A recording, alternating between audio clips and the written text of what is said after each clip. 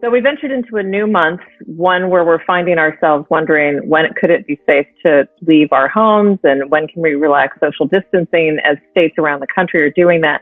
There are three areas that everybody is really concerned with. The first is testing. Public health opinion is that we don't have enough tests today, but that hopefully over the next several weeks to months, we will have enough testing for the fall. You're confident you can surpass 5 million tests per day? Oh, well, we're going to be there very soon.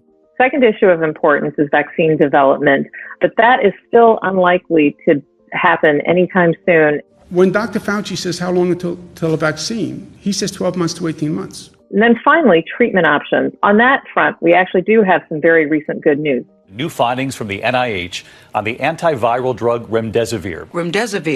Remdesivir. Preliminary data shows that patients who received it had a 31% faster recovery time. So the principal finding was that this drug, remdesivir, shortened the length of stay for hospitalized patients from 15 to 11 days.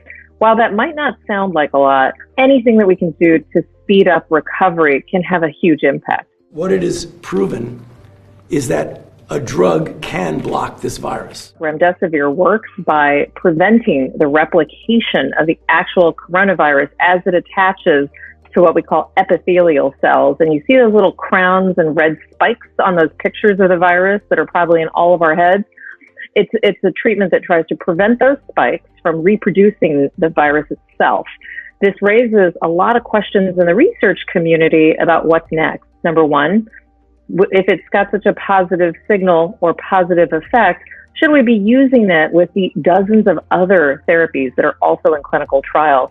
And the answer is absolutely yes, that this will be probably a foundational drug for other drugs to be tried in combination. The next question that everybody should be asking is, will there be enough of this drug so that if every American needs it, that it's available? There has already been preparation underway that the manufacturer has considered to try to have as many as 1 million doses of this drug. But beyond that, it can take anywhere from 6 months or longer to manufacture. So there could be an issue with access.